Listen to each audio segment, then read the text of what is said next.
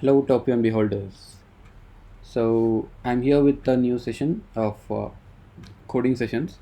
So, hope you'll all like it.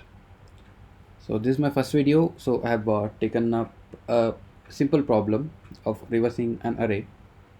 So, here let's read about the problem statement. Here it says, given an array or a string, the task is to reverse the array or string. So, it's basic reversal of an array. So, you can just look at the examples. Input is 123 and my output should be 321.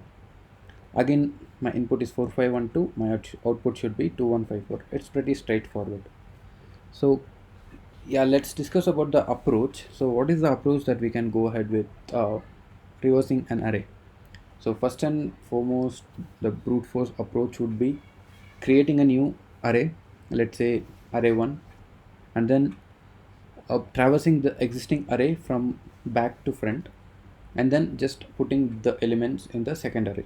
Let's say I have 1 2 3. I'll create a new array. Let's say sorry, I'll create a new array. Say let's say a array of array 1, like this, and then I'll traverse the existing array. Let's take this example 4512. I'll traverse from backwards. So I'll just insert the last element here first, and then 1, and then 5, and then 4. So this is the most easiest and convenient way, that is a brute force approach. But here we have time complexity issues and also place complexity issues. We'll have to traverse an array, also use a extra space in order to create a new array. So instead of doing this, how can we solve it with the single array? So we have an approach. Let me show.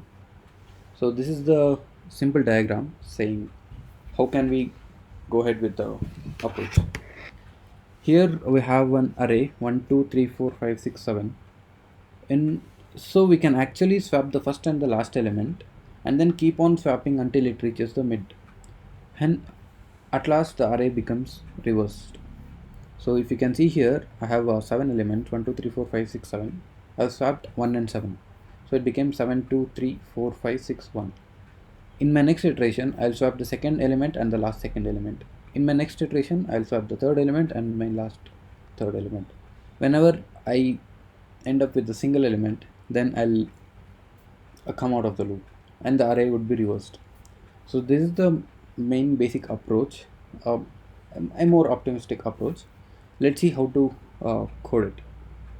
So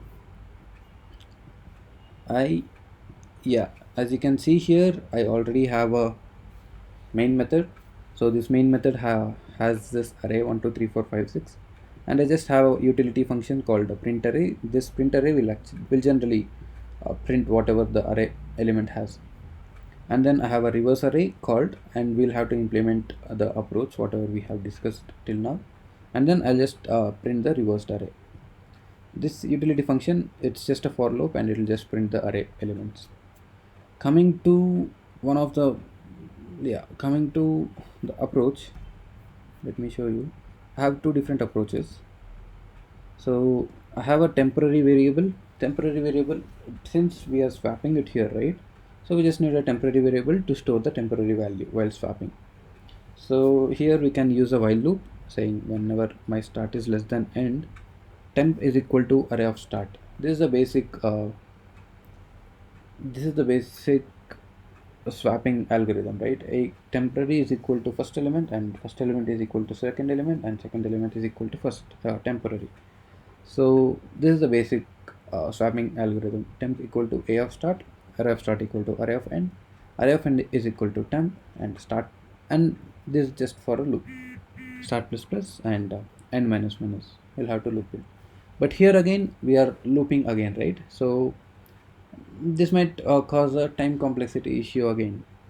So instead of this, why can't we go with the recursive way, which I have defined it here? So I'll just add a condition while start is greater than or equal to end. I'll just return it. I'll not loop in again. So this is the loop breaking condition. So this is the basic swapping algorithm again. I'll just reverse an array. So reverse array, I'll just do start plus 1 and n minus 1. By doing this, as I told here, right? So in my first iteration, it swaps the first and the second. In my next iteration, it start plus 1 I have given and n minus 1 I have given. So it will swap these two elements.